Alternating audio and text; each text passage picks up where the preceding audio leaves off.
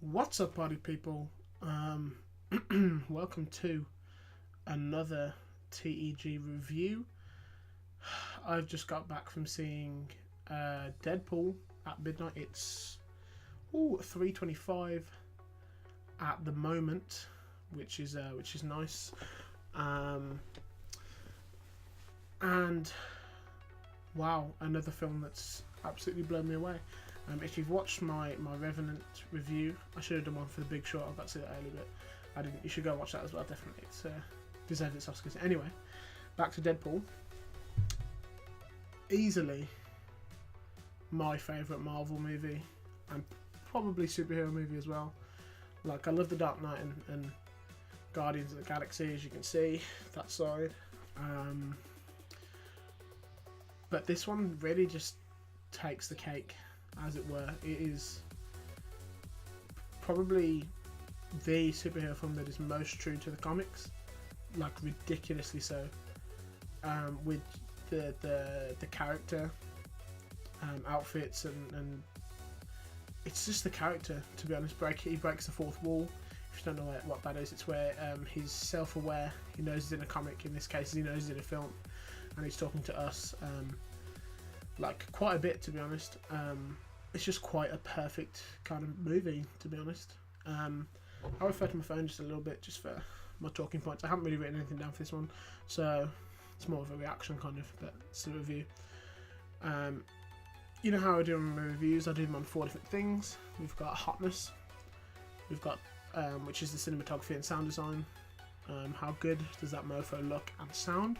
We have got talking and moving, which is the acting. How good was it? Is it like staring at a brick wall, or like you were actually there? Threading. Does it tell an effective story? And an immersive story, if that's its goal? Am I leaving fulfilled, or with too many loose ends to count?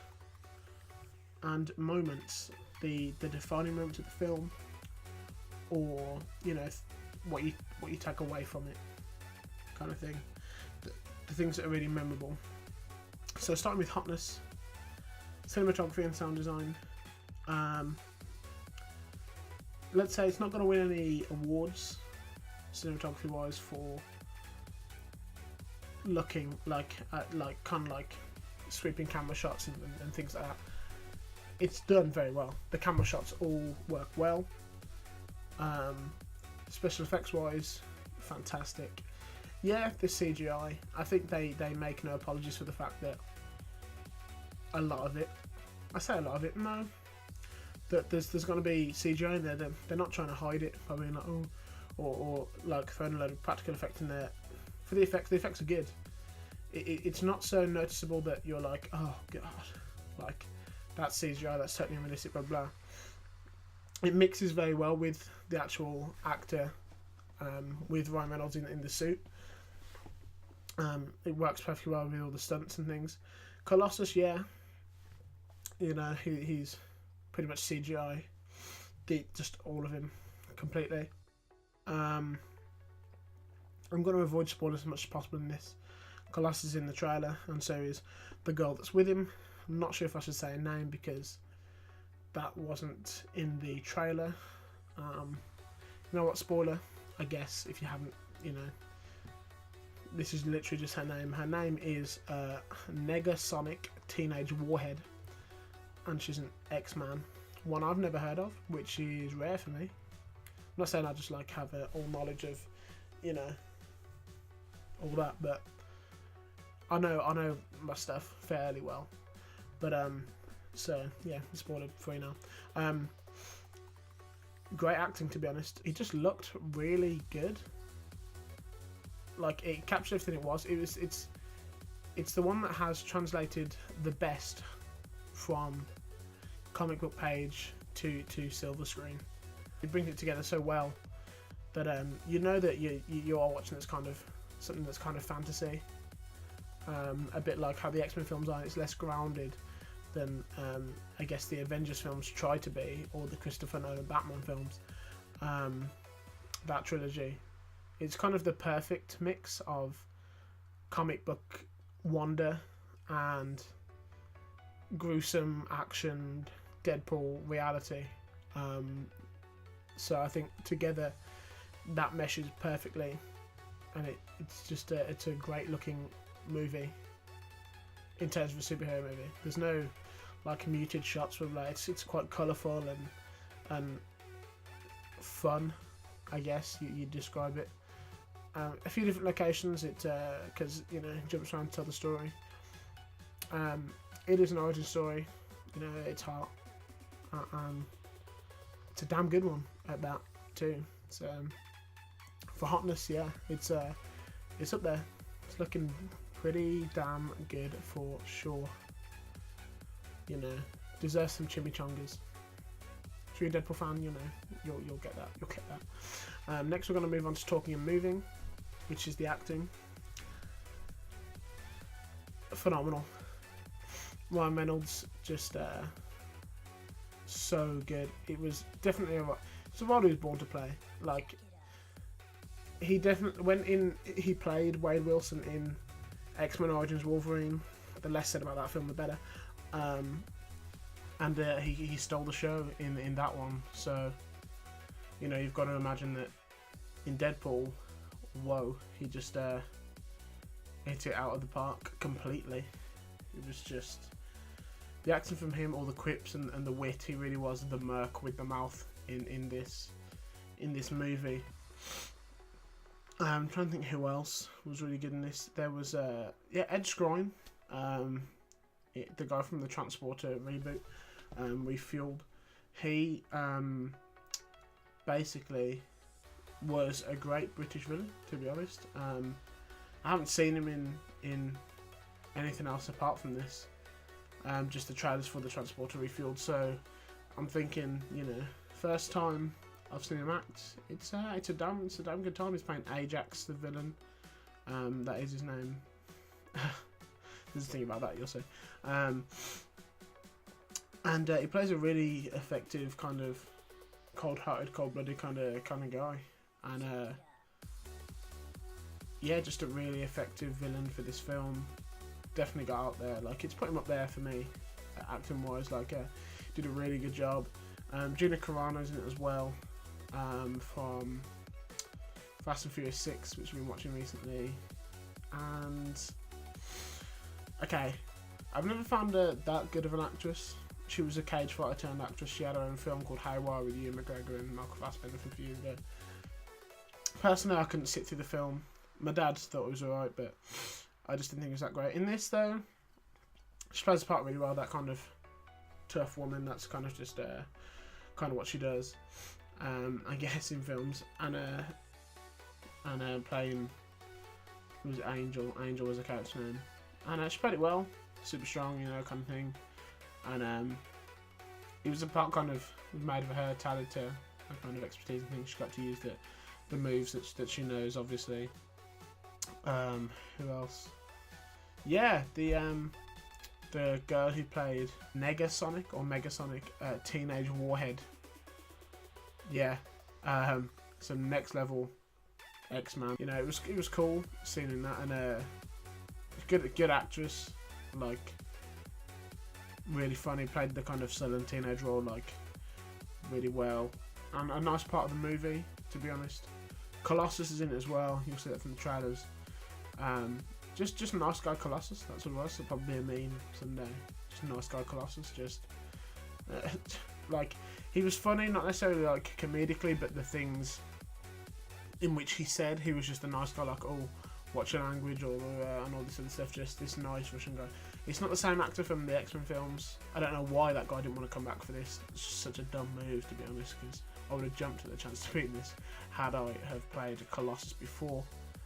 And I must admit, like, just such a nice and good character in this. Actually, quick spoiler here, genuinely guys, actual spoiler, I guess. It links in quite a bit with X-Men. I didn't realise quite how much it would, because it was like at the start, it kind of like towards the start of the film, it panned out to this manor house, and I was like, that looks an awful lot like Xavier's School for Gifted Youth, and then it turned out that it was, and Colossus is trying to get Deadpool to join the X-Men. That's actually why he's in the film. which makes sense because he was in like X-Force and things in the comics and stuff like that. So, and they're both owned by Fox.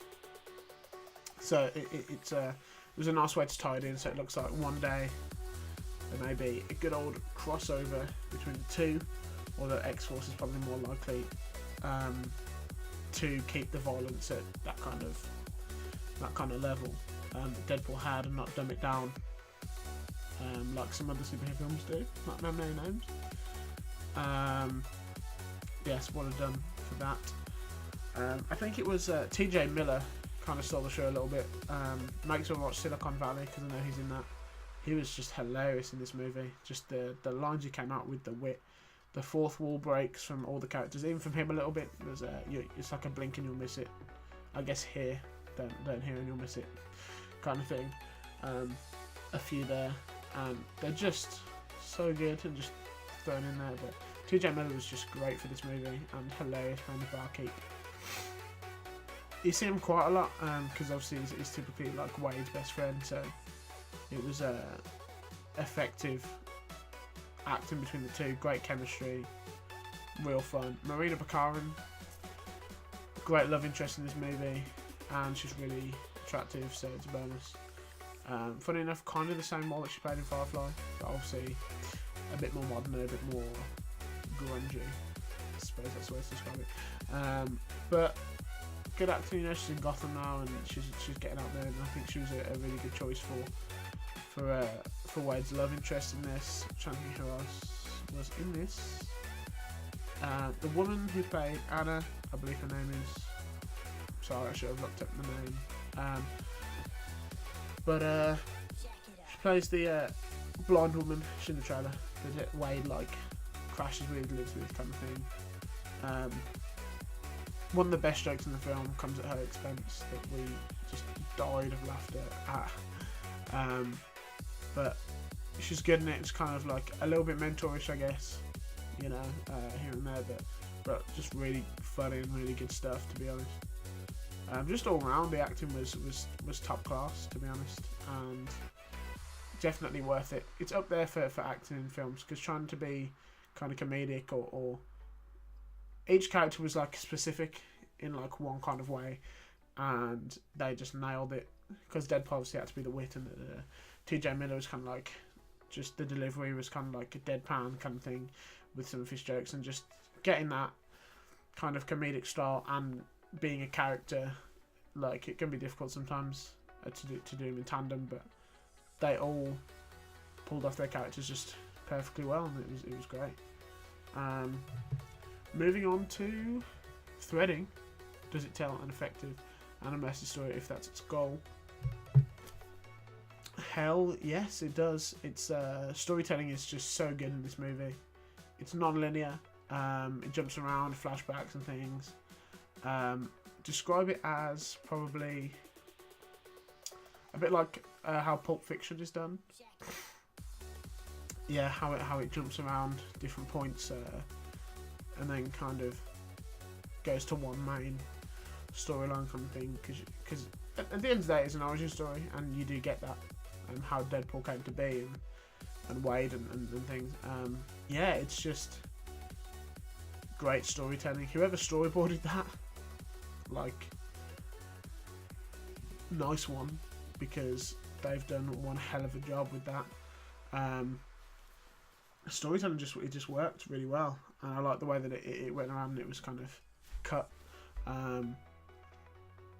But it's an effective story, leaves you wanting more.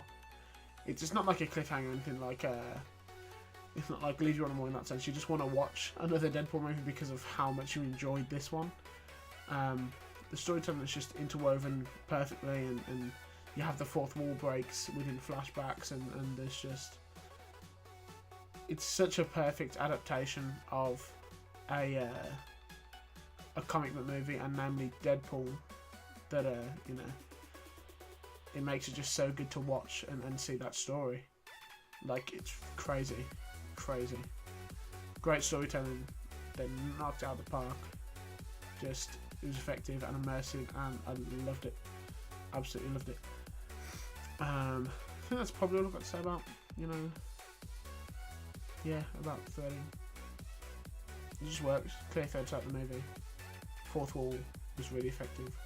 There you go. Moments. Move on to this. Too many. There's too many to count with this film. There's so many moments that you want to take away from it, and you just cannot. Like the endless quotes that you wanna remember and just say to your friends and just in general life. But there's just so many to count. Like the JPM for this film, that's jokes per minute for those who don't know, it's probably just off the charts.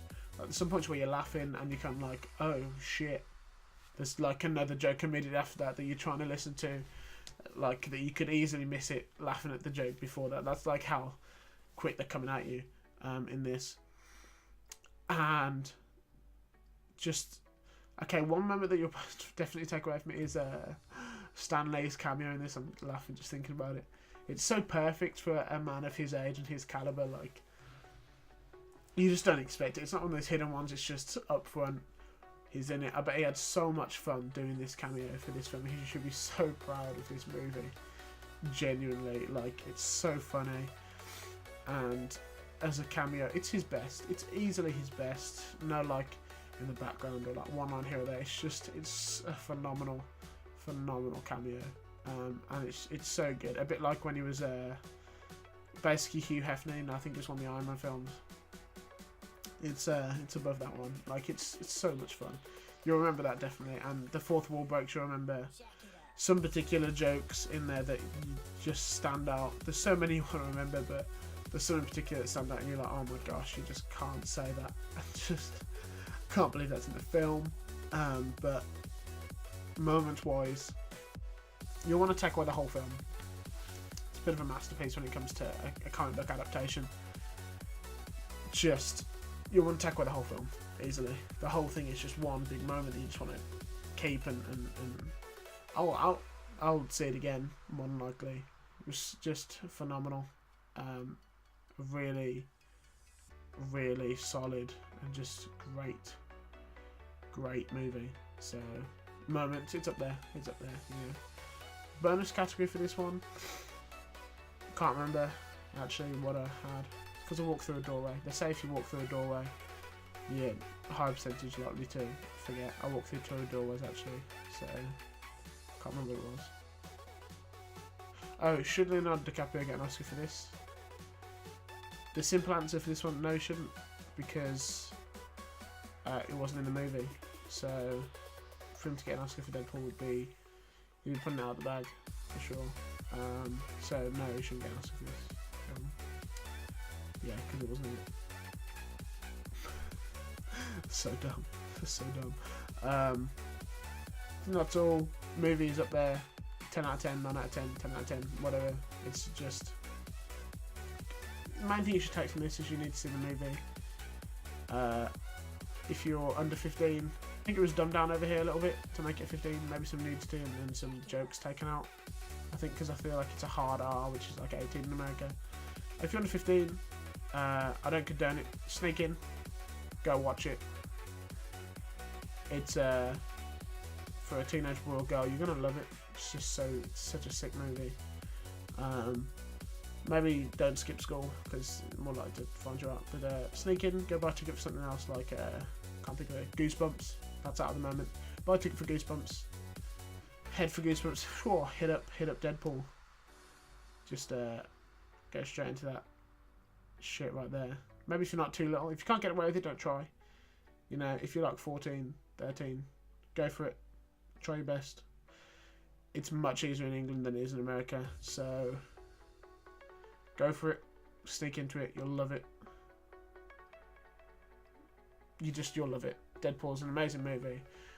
Great from the comics. Not as serious as some kind of things stand in realism like Avengers.